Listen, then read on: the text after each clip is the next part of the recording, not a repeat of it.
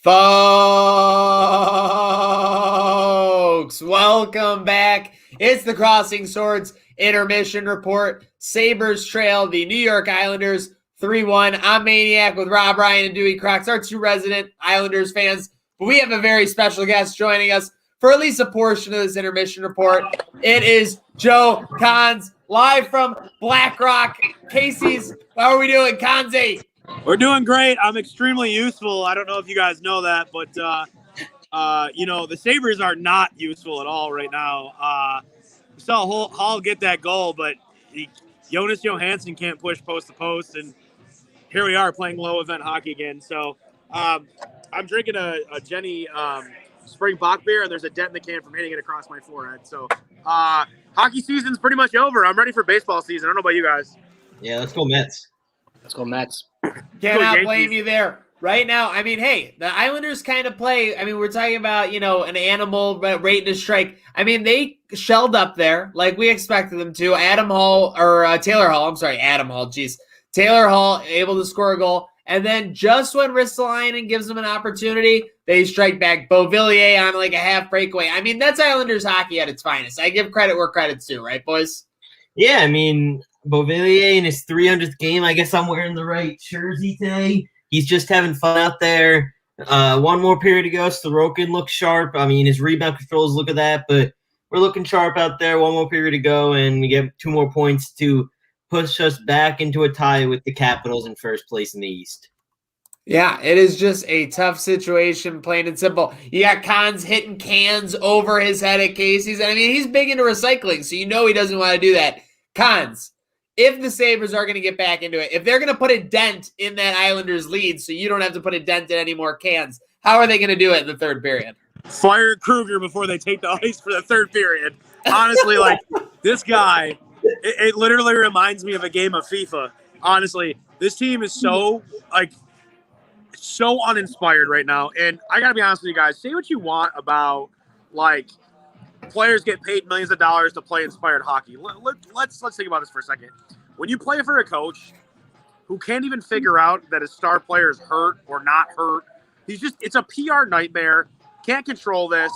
I mean, and Castle Hawthorne's right. Can Risto only keep from doing Risto things when paired with McCabe? I don't know. This team's just lost, and there's no map to find them the pot of gold at the end of the rainbow. I'm sorry. This team is just lost. There's no John Locke. There's no smoke monster. Just play exciting hockey. I don't care if you lose. Score some goals. There's no Dharma initiative. All right, well, hey, if we have two people that know, I mean, because we had Dewey Crocs feeling like he had to help the Sabres support line last intermission when it was 2-0. It's still a 2-goal game. So I'll ask this question of our Islanders fans, or our Islanders supporters, loyalist fans we have here in the building. If the Sabres are going to be able to come back, how are they going to do it against this Islanders team that, plays so strong in the defensive end with a 2-goal lead? Yeah, that's a trick question. You want to know why? Because they're not all gas, no break. I don't know. That's it. The only word that is going to happen if they're going to come back is turnovers. Yeah, that's it. But I don't know. But they won't be doing it, so it's fine. Third period is their best period. You'll turnover in third period. All right, if you're not talking on the show from now on, you got to be bopping your head. Let's take a look around the NHL here as we break down the scores. We're all bopping. We are not stopping. You know how this train works. My internet going slow. We got the Red Wings and Hurricanes tied at 2 as the second period winds down. Penguins leading the Flyers 3-2, second intermission. Jets, Canadians tied at 2, same thing. Rangers over the Devils. I guess that's not too surprising. Lightning, Blackhawks 0-0 after 1. Panthers, Predators 2-0 lead there. Not looking good for my Blue Jacket Stars bet. We're 3 minutes in without a goal. I got over 1.5 the first period. But Senators, Flames, Maple Leafs, Canucks. Dewey, Rob, do you guys even watch any other of these West Coast teams? I know you guys are both Islanders loyalists. So the other teams you look at? Yeah. I think Devon Tays fits so well in Colorado, and I'm a big Mikko Rantanen fan. So I was definitely tailing Al last year with the Avs. He was going so hard with them, and I'm going to do it again this year. They're just so dangerous out there. They're just built differently. That's something that I said a lot last year. And Cal McCarr, Rantanen and McKinnon and Landeskog, they're just so sick. Yeah, Robbie Bowler chiming in about the jersey. What about you, Rob? Yeah, normal seasons I usually watch all around because every team's playing every team. This year, I really only focused on the East games. I'm really looking forward to the Kraken next season.